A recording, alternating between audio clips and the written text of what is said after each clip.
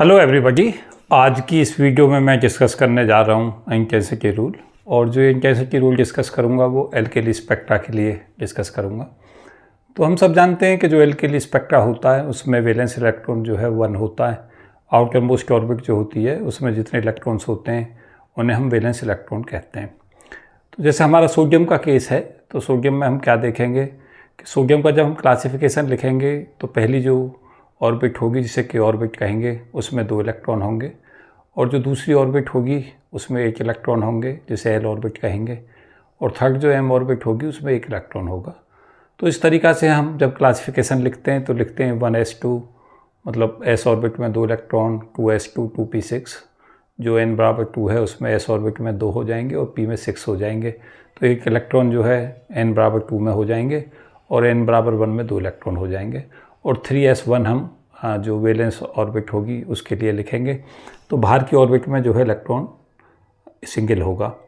जब इस single electron, क्योंकि जो सैंपल होती है, अगर हम सोडियम के 23 जो हमारा इसका एटॉमिक मास नंबर होता है, तो अगर हम देखें तो Na11 23 उसे लिखते हैं, तो Z11 होते हैं प्रोटॉनों की संख्या और 23 इसमें टोटल न्यूक्लियन होते हैं।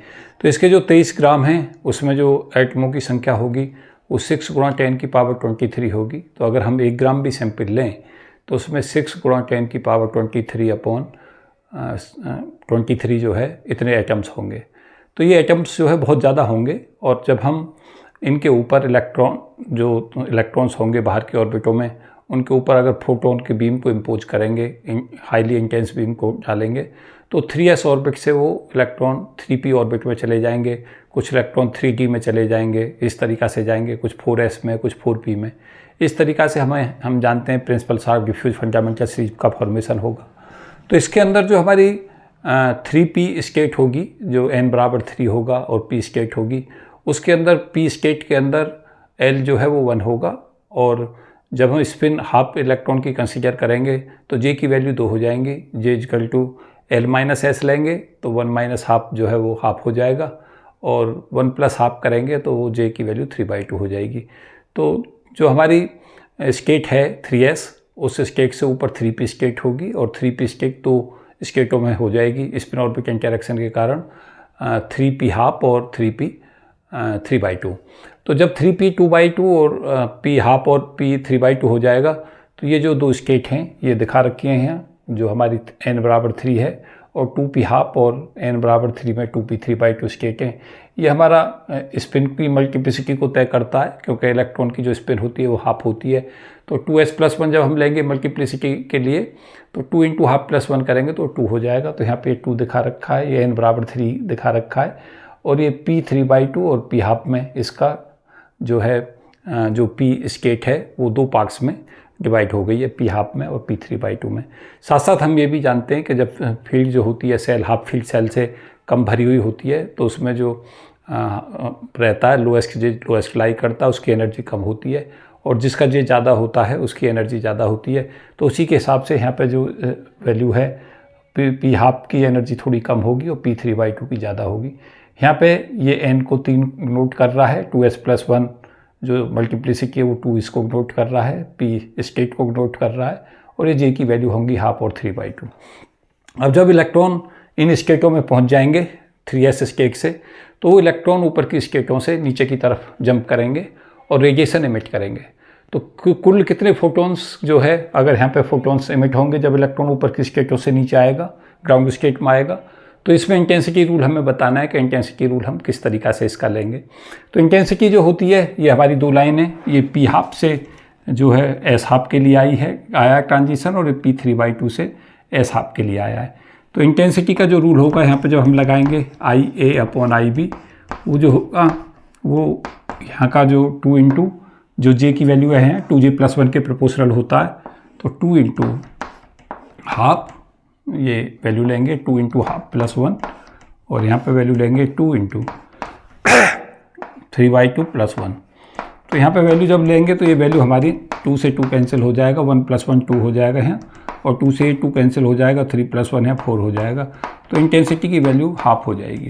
इसका मतलब ये होगा कि जो इलेक्ट्रॉन्स यहाँ पे होंगे वो हमारे इस तरीक़ा से होंगे कि यहाँ के इलेक्ट्रॉनों की तादाद यहाँ पे इलेक्ट्रॉन दूने होंगे, और यहाँ पे इलेक्ट्रॉन्स उसके मुकाबले कम होंगे।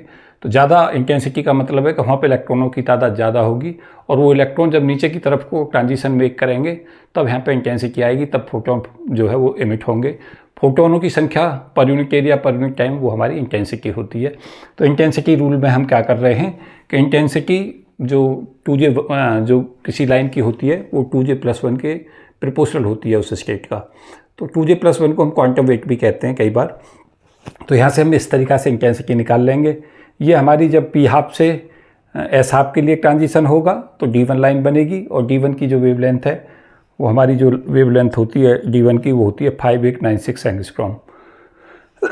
सोडियम की जो वेवलेंथ होती हैं वो दो होती हैं, सोडियम की दो लाइन होती हैं D1 D2 लाइन। तो एक की वेवलेंथ 5896 एंगस्ट्रॉम होती है और एक की 5890 होती है। अगर ये ट्रांजिशन p3/2 से s½ को होगा तो ये जो इंटेंसिटी है वो हमारी 2 इंटू इस स्टेट का जो क्वांटम वेट है उसके प्रोपोर्शनल होगी, 2 इंटू 3/2+1, और इसकी जो इंटेंसिटी है वो 2 इंटू ½ + 1 होगी। तो इन दोनों की जो इंटेंसिटी रेशो है 1/2 हो जाएगी। तो क्वेश्चन ये भी पूछता है कि p3/2 से s½ को ट्रांजिशन होता है तो कौन सी लाइन बनती है, तो D2 लाइन लगाएंगे। अगर p½ से s½ को पूछता है तो D1 लाइन मार्क करेंगे, और D1 की जो वेवलेंथ है वो 5896 एंगस्ट्रॉम और D2 की जो वैल्यू है वो 5890 एंगस्ट्रॉम होगी। इस तरीक़ा से हम इसे एवोल्यूट कर लेंगे। तो एक सिलेक्शन रूल तो यह है कि सीधा जो हमारी इंटेंसिटी है वो डायरेक्टली क्वांटम वेट के प्रोपोर्शनल है। तो एक रूल तो यही होता है, ये फर्स्ट रूल हो गया कि इंटेंसिटी जो है वो 2J+1 के प्रोपोर्शनल होती है। तो ये इंपॉर्टेंट रूल है। उसके साथ साथ इसके अलग अलग फॉर्म हैं। एक तो ये सिंपल हो गया, ये क्वेश्चन नेट में आया भी है, बिल्कुल इसी तरीक़ा से पूछा गया था। और जो यहाँ पे कर्व हम देख रहे हैं तो इंटेंसिटी ए की थोड़ी कम दिखाई है और बी की ज़्यादा दिखाई है, तो इसको दूना दिखाना है इससे, क्योंकि इसकी इंटेंसिटी ज़्यादा है और इसकी इंटेंसिटी कम है। थोड़ा सा मैं आइडिया भी देता हूँ कि इंटेंसिटी ऐसा होता क्यों है, क्वांटम वेट के प्रोपोर्शनल होती है। तो ये बेसिकली रीजनरेट स्टेट होती हैं ये, और जब हम मैग्नेटिक फील्ड अप्लाई करते हैं तो एक पर्टिकुलर जे के लिए mj की वैल्यू जो होंगी वो 2J+1 होंगी, -j से लेकर +j तक। तो mj अगर यहाँ का निकालेंगे तो 4 बनेगा, 3/2 वैल्यू जो होंगी 3/2, ½ -½ और -3/2। तो 4 लेवल में स्प्लिट हो जाएगा। ये हमारा 2 लेवल में स्प्लिट होगा, तो ये वैल्यू देगा j बराबर ½ के करस्पॉन्डिंग mj की वैल्यू ½ और -½ तो ये 2 लेवल में स्प्लिट हो जाएगा। तो 4 में ये स्प्लिट हो रहा है, 2 में ये स्प्लिट हो रहा है, तो यहाँ 4 स्टेटों में जो इलेक्ट्रॉन्स होंगे, यहाँ 2 स्टेटों में इलेक्ट्रॉन्स होंगे। तो यहीं से हमें पता चल रहा है कि यहाँ पे जो ज़्यादा स्टेट हैं तो ज़्यादा इलेक्ट्रॉन्स होंगे, क्योंकि ज़्यादा सब स्टेट से मिलकर बनी है ये स्टेट, और ये कम सब स्टेट से मिलकर बनी है, तो यहाँ इलेक्ट्रॉन कम होंगे, इसलिए इसकी इंटेंसिटी ज़्यादा होती है और इसकी इंटेंसिटी कम होती है। तो ये हमारा जो कंसेप्ट है ये भी हमें क्लियर होना चाहिए कि ऐसा क्यों होता है, तो मैं उसका भी जवाब दे रहा था। उसके अलावा जो इंटेंसिटी का रूल है, इंपॉर्टेंट कुछ और रूल हैं इंटेंसिटी के। एक इंटेंसिटी का रूल है कि अगर 2 लाइनों में ट्रांजिशन हो रहा है, तो 2 लाइनों में अगर ट्रांजिशन है, एक लाइन में ट्रांजिशन इस तरीक़ा से हो रहा है कि उसमें J और L का चेंज भी सेम है, और दूसरी लाइन में भी J और L का चेंज सेम है। अगर इस तरीक़ा से है तो उसमें इंटेंसिटी उसकी ज़्यादा होगी जिसमें J का जो वेरिएशन है वो ज़्यादा से हुआ है। जैसे देखें, एक एग्जाम्पल लें और उस एग्जाम्पल को समझने का प्रयास करते हैं। 2T5/2 से 2P3/2 अगर हम यहाँ देखें कि J और L में जो चेंज है वो किस तरीक़ा से हो रहा है, तो 2D5/2 से 2P3/2 में अगर हम देखेंगे तो 3/2 से 5/2, तो J में जो बदलाव है 3/2 में से 5/2 घटाएंगे तो J -1 बदलेगा, और P स्टेट का जो L है वो होगा 1 और D का जो होगा वो हमारा होगा 2। तो L की वैल्यू 1 - 2 करेंगे तो L भी जो है वो -1 बदल रहा है। उसी तरीक़ा से हमारा एक ट्रांजिशन हो रहा है 2D3/2 से 2P½ में। तो यहाँ पे भी हम देखें कि J और L का बदलाव किस तरीक़ा से चेंज हो रहा है। सॉरी, ये 2D3/2 कर लें इसे, 2D3/2 से 2P½ को। तो यहाँ पे जब हम J का चेंज देखेंगे तो ½ से -3/2 लेंगे तो J यहाँ -1 बदल रहा है, और P से D की तरफ देखेंगे तो L यहाँ 1 होगा, यहाँ L 2 होगा, तो 1 - 2 करेंगे तो L भी -1 बदल रहा है। तो यहाँ पे J और L जो है दोनों सेम तरीक़ा से चेंज हो रहे हैं, दोनों में बदलाव -1 आ रहा है। लेकिन यहाँ पे इंटेंसिटी ज़्यादा किसकी होगी, जहाँ J ज़्यादा से चेंज हुआ है। तो J यहाँ ज़्यादा से चेंज हुआ क्योंकि यहाँ J का बदलाव हुआ 5/2 से 3/2, और यहाँ हुआ है 3/2 से 5/2। तो J का बदलाव 5/2 से हुआ है। यहाँ जहाँ ज़्यादा J का बदलाव, जहाँ J की वैल्यू ज़्यादा रही है वहाँ से जो चेंज हुआ है वहाँ की इंटेंसिटी ज़्यादा होगी। तो इस लाइन की इंटेंसिटी, इस वाली लाइन की इंटेंसिटी I मोर होगी कंपैरेटिवली दूसरी वाली से आई यहाँ पे लेस होगा। तो ये सिलेक्शन रूल है। ये सिलेक्शन रूल तब लगता है जब जे और एल सेम तरीक़ा से चेंज होते हैं। एक हमारा जो सिलेक्शन रूल है वो दूसरा, ये तो दो रूल तो ये हो गए, और तीसरा जो रूल है वो ये है कि अगर हमारा इंटेंसिटी का बदलाव हम देखें कि यहाँ 2p3/2 से 2s½ में ट्रांजिशन हो रहा है, या 2p½ से 2s½ में ट्रांजिशन हो रहा है, तो इसमें देखें कि जे और एल जो चेंज है जिसमें सेम वे चेंज होता है, जितना जे चेंज हो उतना ही एल चेंज हो, तो वहाँ इंटेंसिटी ज़्यादा होती है। तो यहाँ पे जो चेंज हो रहा है एल का चेंज देखें, एस से पी में हो रहा है, तो एल की वैल्यू जो है -1 बदल रही है, क्योंकि एल यहाँ 0 होगा और यहाँ एल 1 होगा, तो 0 -1 लेंगे।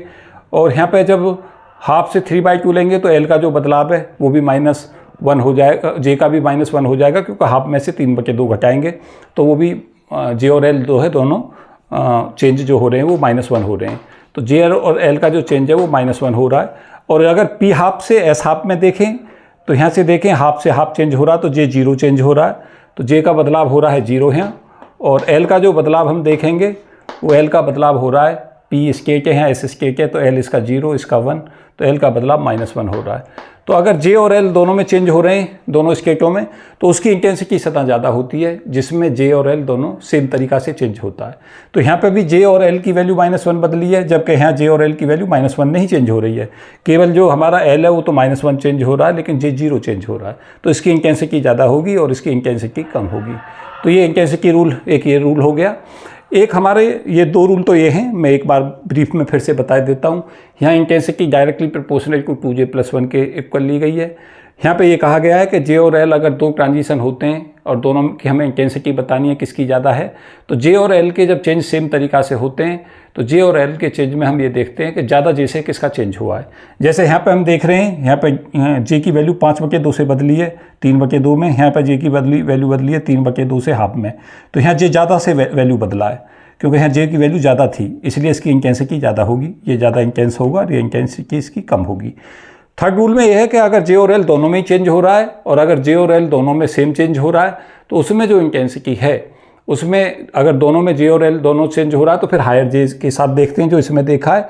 और जे और एल अगर दोनों चेंज हो रहे हैं लेकिन समान तरीक़ा से चेंज नहीं हो रहे, तो जहाँ समान तरीक़ा से चेंज हो रहे हैं वहाँ पर इंटेंसिटी हमारी ज़्यादा होती है। जैसे इस केस में हम देख रहे हैं कि यहाँ पर जे और एल का बदलाव -1 हुआ है और यहाँ पे जे और एल का जो बदलाव है, जे का जो बदलाव है वो 0 है और एल का बदलाव -1 है, तो यहाँ की इसकी इंटेंसिटी कम होगी और इसकी इंटेंसिटी ज़्यादा होगी। तो 3 रूल ये हो गए। और चौथा रूल जो है वो दिया था बर्गर और डोरगेलो और ऑर्नस्टीन ने, 2j+1 रूल इसे कहते हैं, कि अगर हमारे ट्रांजिशंस हो रहे हैं, अगर ट्रांजिशंस इस तरीक़ा से हो रहे हैं कि एक ही जगह से, एक ही स्टेट से 2 जगह ट्रांजिशन हो रहा है, तो उनकी जो इंटेंसिटी है जहाँ से स्टार्टिंग हुआ है ट्रांजिशन, उन जो 2 लाइन जो है ट्रांजिशन कर रही हैं उनकी इंटेंसिटी का सम जो उसकी क्वांटम वेट के प्रोपोर्शनल होगा, या 2j हम कह सकते हैं 2j+1 के प्रोपोर्शनल होगा। और जहाँ पे एंड हो रहा है वहाँ पे अगर 2 लाइनें एक ही जगह पे एंड कर रही हैं तो उनकी भी इंटेंसिटी का सम जहाँ पे एंड हो रहा है उसकी जे की 2j+1 के प्रोपोर्शनल होगा। तो ये साइंटिस्ट थे बर्गर, डोरगेलो और ऑर्नस्टीन जिन्होंने ये दिया। मैं इस रूल को थोड़ा सा एलोबरेट करने की कोशिश करता हूँ, बताता हूँ यहाँ कैसे कैसे हम लेंगे। ये हमारे पास में 4 स्केट दिखा रखी हैं। ये हमारा n=3 है और ये 2p3/2 स्केट है, ये 2p½ स्केट है। ये n=3 में 2d3/2 स्केट है और ये 2d5/2 स्केट है। ये जे हैं यहाँ पे। तो सिलेक्शन रूल्स हम लगा दें। सिलेक्शन रूल क्या कहता है कि लेपोर्टी रूल कहता है कि डेल एल की जो वैल्यू है वो हमारी +-1 बदलनी चाहिए। तो यहाँ पे +-1 का मतलब है कि parity of the configuration must be change, parity हमारी सना चेंज होनी चाहिए। तो यहाँ से जो एक ट्रांजिशन है वो हमारा 2d3/2 से 2p½ को हो जाएगा, क्योंकि एल का बदलाव भी इसमें हम देखें -1 हो रहा है और जे का जो बदलाव है ½ में से 3/2 घटाएंगे तो जे का बदलाव भी -1 हो रहा है। तो डेल जे भी सही बदल रहा है, डेल जे का भी बदलाव जो सही हो रहा है और डेल जे का बदलाव जो है +-1 हो सकता है, डेल एल का बदलाव +-1 हो सकता है। तो यहाँ पे हम देख रहे हैं कि जो हमारे 2 लेवल हैं, एक ये लेवल और एक ये लेवल, तो यहाँ ये स्टार्टिंग जो हो रही है वो इस लेवल से हो रही है।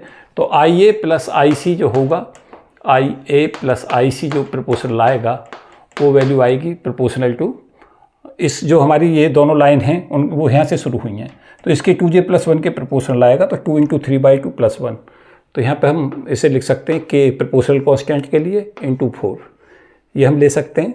और जो हमारी ये बी लाइन है, अगर इसका आई भी हम देखें इंटेंसिटी ऑफ बी लाइन, ये हमारी एक ही लाइन चली है यहाँ से, केवल एक ही लाइन इस यहाँ से ट्रांजिशन कर रही है और ये ट्रांजिशन हो रहा है 2p5/2 से 2p3/2 को। तो इसकी जो इंटेंसिटी है वो 2j+1 के प्रोपोर्शनल कर दें तो प्रोपोर्शनल के लिए k आ जाएगा और 2 × 5/2 + 1 हम इसे करेंगे तो ये हमारा 6 आ जाएगा। तो k से k कट जाएगा, ये वैल्यू हमारी 2/3 आ जाएगी। तो अगर इंटेंसिटी पूछता है IB/IA + IC पूछता है तो 3/2 कर दें और IA + IC/IB पूछता है तो 2/3 मार्क कर दें। तो ये इंटेंसिटी रूल क्या कह रहा है कि जहाँ से अगर दो लाइनें एक ही पॉइंट से चलती हैं तो उनकी इंटेंसिटी का सम उस जो लाइन है उस लाइन के क्वांटम वेट के प्रोपोर्शनल होता है और क्वांटम वेट जो 2j+1 होता है। तो ये दो लाइनें शुरू हुई हैं इस एक ही जगह से, A और C लाइन, जहाँ जो ट्रांजिशन कर रही हैं 2p3/2 से एक कर रही है 2p जो हमारी एक लाइन है 2p3/2 से एक कर रही है 2p3/2 को और एक लाइन कर रही है 2p3/2 से 2p½ को। तो ये दोनों इंटेंसिटी का सम IA + IC इस 2 × 3/2 + 1 के बराबर होगा और जो इंटेंसिटी इसकी है IB की वो हमारी 2 × 5/2 + 1 होगी। तो ये हमारी 4/6 आ जाएगी, ये वैल्यू 2/3 आ जाएगी। उसके साथ साथ फिर एंड पे हमें इसी तरीक़ा से लगा दें। तो यहाँ पे देख रहे हैं हम कि जो दो लाइनें हैं, इन दो लाइनों का जो एंड है वो इसके प्रोपोर्शनल होगा, इसके क्वांटम वेट के। तो यहाँ पे जो IA है और IA + IB वो प्रोपोर्शनल हो जाएगा = K और जो एंड यहाँ पे आ रहा है उसका 2j+1 कर दें तो 2 × 3/2 + 1 करेंगे तो ये हमारा 4 आ जाएगा अपॉन, और ये जो IC है वो केवल एक ही जगह यहाँ पे एंड हो रहा है इसका। तो IC की जो वैल्यू है वो हमारी हो जाएगी K × और 2 × ½ + 1, तो ये वैल्यू हो जाएगी यहाँ से 2। तो इस तरीक़ा से इसे सॉल्व कर लें, K से K काट दें, प्रोपोर्शनल कांस्टेंट था 2 से 2 ले लें और इनको फिर सॉल्व कर लें। IA + IC IB/IC की वैल्यू जो हो जाएगी वो हमारी 2 हो जाएगी और IA + IC/IB की वैल्यू 2/3 होगी। इसे IA, IB और IC के लिए जब इसे सॉल्व करेंगे तो इसे होमवर्क में कर लें, ये वैल्यू आएगी 12925। ये क्वेश्चंस की निश्चित तौर से उम्मीद है मुझे जल्दी ही ये कॉम्पिटिशन्स में क्वेश्चन मिलेगा और काफ़ी इंपॉर्टेंट ये क्वेश्चन है। तो इसमें देखें इंटेंसिटी सबसे कम जो मिल रही है वो A की, इस वाली की, और फिर IB की सबसे ज़्यादा, इसकी इंटेंसिटी सबसे ज़्यादा, और IC की जो है मिड में पड़ रही है दोनों के में। तो 1, 9 और 5 की रेशो में ये जो है इंटेंसिटी आएगी। तो इस तरीक़ा से इस क्वेश्चन को करें तो काफ़ी जो मैंने डिस्कशन इस पर दिया है और ये क्वेश्चंस जो है मोस्ट इम्पॉर्टेंट रहेगा।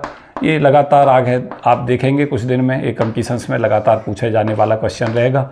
तो इसको अच्छे से तैयार करके रखें, इस प्रॉब्लम को पूरी को सॉल्व कर लें और लगा लें कि इंटेंसिटी अगर दो लाइनें एक ही पॉइंट से चलती हैं, स्टार्ट करती हैं, तो उन इंटेंसिटियों का सम जो है उसके क्वांटम वेट के प्रोपोर्शनल होगा 2j+1 के, और जहाँ पे वो एंड होती हैं, टर्मिनेट होती हैं लाइंस, वहाँ पे भी जो इंटेंसिटी का सम है 2 या 2 से ज़्यादा आती हैं, तो जहाँ पे वो समाप्त हो रही हैं उसके क्वांटम वेट के प्रोपोर्शनल होगा, उसके 2j+1 के प्रोपोर्शनल होगा। तो मुझे उम्मीद है कि ये पूरा का पूरा जो कंसेप्ट है ये आपकी समझ में आया होगा। तो मुझे उम्मीद है कि निश्चित तौर से आपको बेनिफिट देगी और सभी कंसेप्ट ये इसके आपको क्लियर हो जाएंगे। तो इस क्वेश्चन को पूरा अच्छे से तैयार रखें और इसे जो गेट नेट का एग्ज़ाम देने जा रहे हैं, बार्क जस्टिफायर का एग्ज़ाम देने जा रहे हैं, वो सब इसको करके जाएं, क्योंकि यहाँ से क्वेश्चंस की लगातार उम्मीद बनी रहेगी। इस वीडियो में इतना ही, आगे कुछ और कंटेंट में अपलोड करूँगा। तो मुझे उम्मीद है कि जो ये चैनल है वो आपको निश्चित तौर से आगे भी लाभ देता रहेगा, पीछे भी ये लाभ देता रहा है।